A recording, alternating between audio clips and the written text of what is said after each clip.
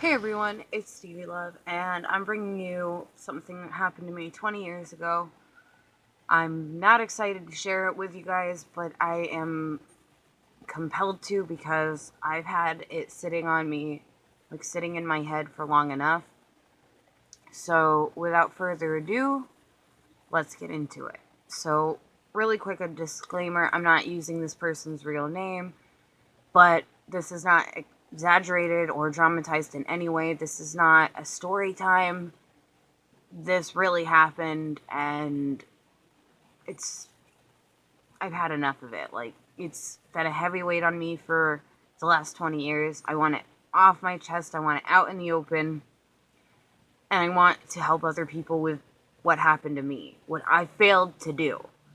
I don't know how much I could have done back 20 years ago, though, because a lot has changed, fortunately, and we live in a society nowadays that is more accepting and more believing, I think. So, when I was 4 years old, I was sexually assaulted by one of my family's close friends, someone that lived right up the road from me. And I live in a small town, very small town. Um, Sorry, I really don't want to break down talking about this, and if I do, I'm gonna jump cut it because I want this to be short, sweet, and to the point. But basically, I'm gonna call him Stinky, took us fishing. And when I say us, I mean my brother and I. My brother can corroborate everything I say. But he took us fishing.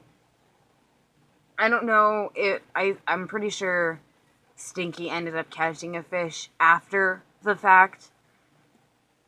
But he took us down there, my brother and I. I remember exactly what I was wearing. I was wearing a purple striped short sleeve shirt, a pair of black jersey shorts that went down to my knees, and those rain boots that are black with the red bottoms, like the red soles or heels or very where you're what you walk on. He takes us down there. First, he tries to assault my brother. That doesn't work because my brother's 8 at the time. I'm 4. So then he moves on to the weaker of the two. And I think this is where for the longest time, I always felt like a victim. I always felt like I was too weak to do anything. And as I got older, this kind of changed because I didn't want to be weak. I didn't want people to see me as weak. I wanted to intimidate people. And maybe that worked a little too well. So, here is a trigger warning. It's going to get really graphic, and I don't want to not give people the chance to either brace themselves or to just turn away or fast forward to the moral of the point. I'll probably include a timestamp down below or something. Alright, you've been warned. So, do not pity me either. I'm past the point of wanting pity. I want to tell my story because I want people to educate their kids and to believe their kids. I want them to look for signs if their kids don't know that it's wrong, and I want this to help people. That's the only reason I am coming forward. So, he lays down and he makes me straddle his waist, and I know this is wrong. I don't even know how it's wrong as a 4-year-old, but I know it's wrong. And he starts groping my chest, like, over my shirt, and then I can vividly remember him sliding his hands under my shirt and just caressing and groping everywhere. And I get, like, I freeze. I have a knot in my stomach, and like I said, I froze completely. I didn't know what to do. I didn't know what I could do. I don't know how it's wrong, but I know it's wrong. And I'm probably going to say that a lot throughout this story. So, after a while of doing this, and I mean, I just remember looking at his face and I could tell that he was really getting his kicks out of it. Like, this was really getting him excited, and that just sickens me to this day. I'm past the point of crying, I hope,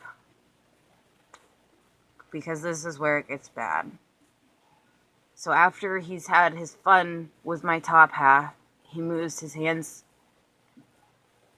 down and he starts fingering me. I'm 4 years old and I'm being sexually assaulted. And I'm pretty sure if my brother wouldn't have been with me, I would have been raped. Not just... I mean, I don't really know if this counts as rape, because it is... I don't know. That's why I just say sexually assaulted, because I don't really know. And he does this for a while. And it gets to the point where my 4-year-old self, who doesn't know how it's wrong, but knows it's wrong, starts bawling, because I don't want to be here anymore. I don't like this. And this sick bastard has the audacity to ask me, "What's wrong?" You should know what's wrong, you fucking creep.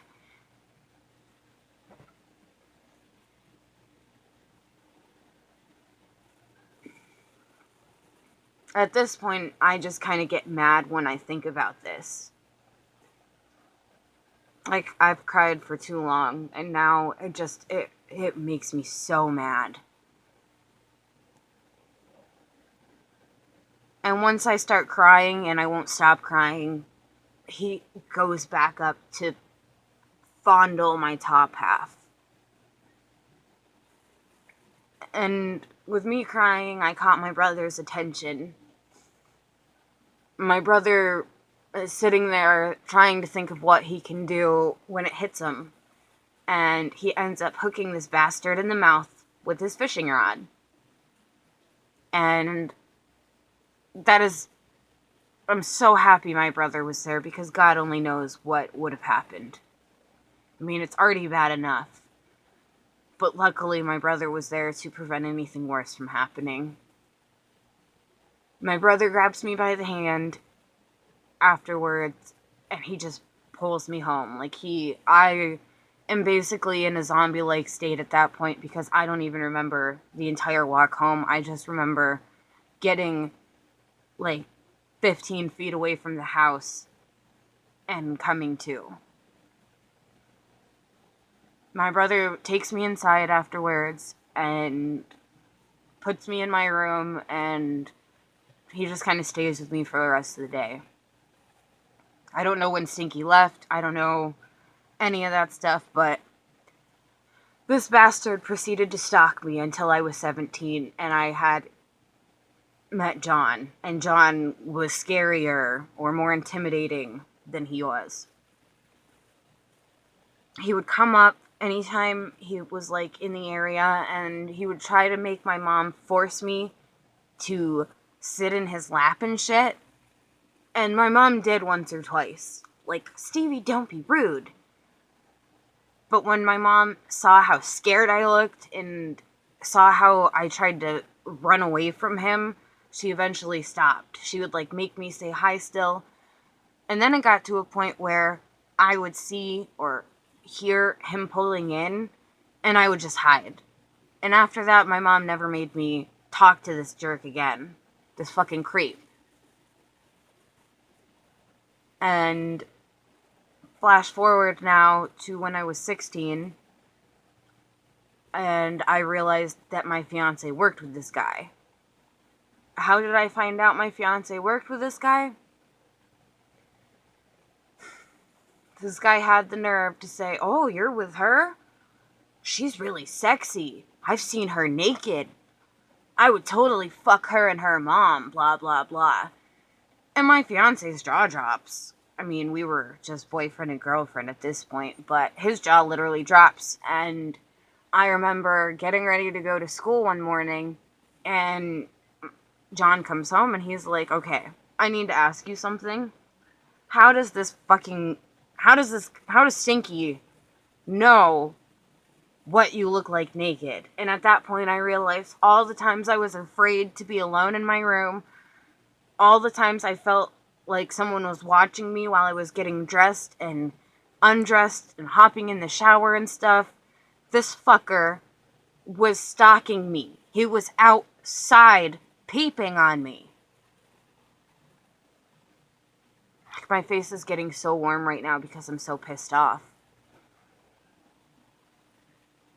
And I always thought I was paranoid all these times because I live in the middle of nowhere. My closest neighbor is like a quarter of a mile away.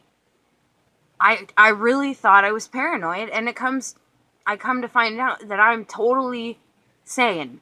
This was not in my head, and this guy was stalking me. And finally, I break down and I tell John. And I remember telling my mom what he had said about her and all the nasty things he wanted to do to her. And this is my mom. It's bad enough what he did to me and what he fantasized about and that he stalked me. But then to find out he did it to her too. I mean, he might not have sexually assaulted her, but he fantasized about her. He fucking stalked her. He watched her. That is when it was enough. It was bad enough what happened to me. But finding that out, I was like, fuck this shit. And I told my mom what he had said about her. And finally, I told her what had happened. And my mom started crying because she felt like she failed. She felt like she failed as a parent. Like I couldn't trust her. And like it was all her fault. And I did my best to try to tell her that this is not your fault. I didn't know. And it wasn't until I got older that I realized what was wrong. But once I turned 14 and I didn't have to see him anymore, and that's when I found out that this shit was wrong. And what it was called and everything. I thought I was done seeing him. So I didn't ever think I had to tell her. I didn't want to burden her with this knowledge. But when I found out all of the horrible things that he continued to do even afterwards, I told her. My fiancé ended up confronting him, and of course he denied. But I ended up running into him one more time after this, when I was 17 years old, and that's when I put my foot down, and I confronted him, and I was like, I will ruin you. Do not ever come near my family again. Do not ever speak to me again. Don't fucking look at me. Just stay the fuck away from me and my family. And John, at work, the Monday after, or the Sunday after, because this was a Friday or Saturday, Stinky's like, oh, she's a real bitch, blah, blah, blah. And John's like, no, you're just a fucking creep. You stay the fuck away from her, or I will beat the fuck out of you. Because at that point, what else can we do?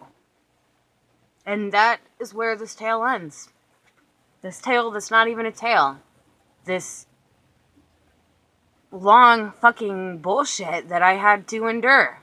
That made me feel like I was absolutely fucking crazy. Hi, grandbaby Eva. Are you Eva? Hi, Eva. So, I have one more like this, well, two more like this. I'm going to include them in the same video, though, just because one of them is not very long. But the other one, I mean, I guess they're not very long, both of them, but they are what takes place when I'm 18. The moral of the story is you need to educate your kids, and it doesn't matter if you think this will never happen to you. When your kids say someone touched them inappropriately, believe them.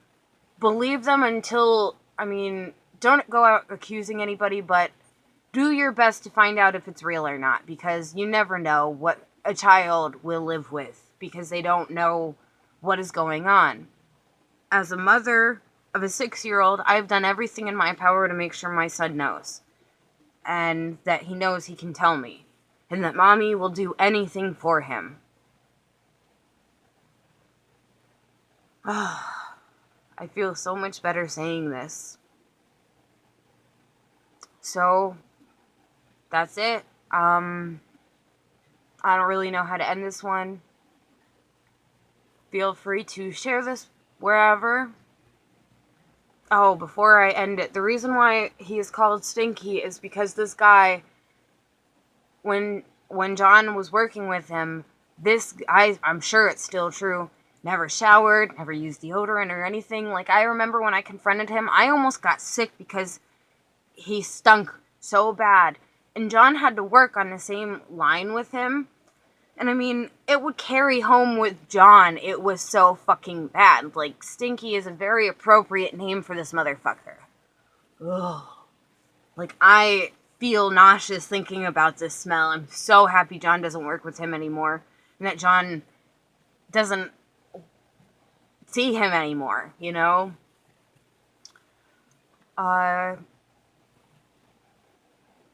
think that, I guess I will tell you guys that this has affected me my entire life up until John. I've noticed a pattern myself. It's been proven, too, that girls who are sexually assaulted, or people in general that are sexually assaulted as youth, tend to be sexually promiscuous, and I'm gonna tell you that's true. This fucked me up to the point where until John, I felt like I had to give it all for guys to like me. I lost my virginity a little bit earlier than I would have liked to when I was 14, and I was pressured into it because multiple boys wouldn't stay with me because I wouldn't give it to them, and even when I did, they wouldn't stay. They would get what they wanted, and then they would leave, and of course, I became the slut, I became the whore, I became the girl with a bad reputation, and even John, when we first got together, everyone tried to tell him that I was a slut, I was a whore, I would never change, blah blah blah. No, I just needed someone that believed enough in me, and that would stay with me through thick and thin. And if people don't believe that, then, oh well. Oh, my eyes twitching from the story. Oh, that hurts. John and I have been together for 8.5 years now, all because he saw something worth staying with. Someone worth staying with. Something worth fighting for. And I owe everything to John, I really do. Because he's the one person, the one guy to treat me like a person. And to never make me feel like I'm insane and that it's all in my head. Or like I have to do things that I don't want to do just to get someone to stay with me.